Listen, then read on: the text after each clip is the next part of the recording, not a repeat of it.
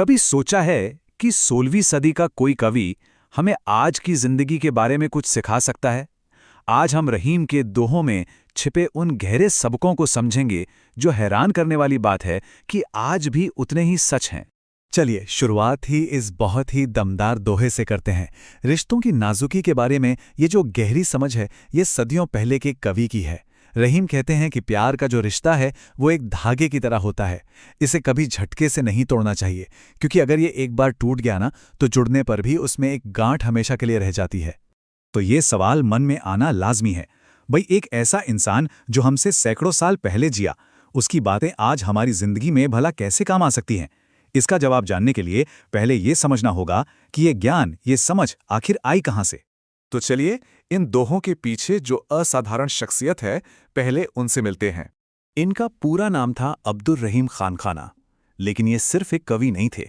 वो मुगल दरबार के एक बहुत ही काबिल राजनीतिज्ञ, एक बहादुर सेनापति और एक समझदार नीतिज्ञ थे, जिनकी बातों में जिंदगी के गहरे तजुर्बे की झलक साफ मिलती है। उनकी जिंदगी की कहानी भी बड़ी दिलचस्प है। 1556 में लाहौर में पैदा हुए रहीम अकबर के दरबार के नवरत्नों में से एक थे। सोचिए, वो एक सिरापति भी थे और अरबी, फारसी, संस्कृत जैसी कई जुबानों के माहिर भी। जिंदगी के इतने अलग अलग पहलुओं का जो अनुभव था ना, वही उनके दोहों को इतनी गहराई और सच्चाई देता है। चलिए उनके दोहों के पहले और सबसे अहम विषय से शुरू करते हैं, यानी कि हमारे आपसी रिश्तों की बनावट।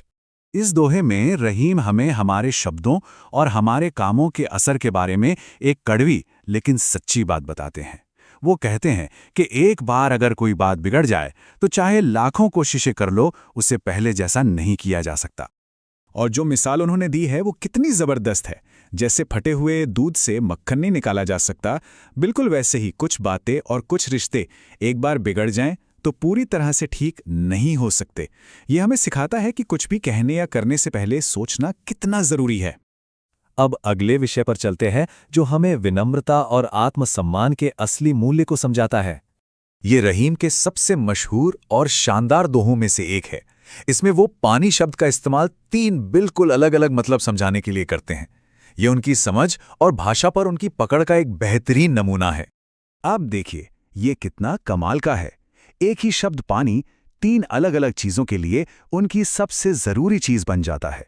मोती के लिए पानी का मतलब है उसकी चमक, जिसके बिना वो बस एक पत्थर है। इंसान के लिए पानी का मतलब है उसका आत्मसम्मान, जिसके बिना उसकी कोई कीमत नहीं। और आटे के लिए पानी का मतलब है जल, जिसके बिना वो रोटी बन ही नहीं सकता। अब बात करते हैं रहीम की एक बहुत ही प्रैक्टिकल सलाह की, जो मुश्किल वक्त में आत्मनिर्भर होने की अहमियत को समझाती है। इस दोहे में रहीम एक और कठोर सच्चाई हमारे सामने रखते हैं। वो कहते हैं कि जब मुसीबत आती है तो सिर्फ आपके अपने साधन ही आपके काम आते हैं। अपनी संपत्ति के बिना कोई दूसरा आपकी मदद नहीं कर सकता। और इसकी मिसाल भी कितनी सही है। ये हमें सिखाती है कि बाहरी मदद भरोसेमंद नहीं होती।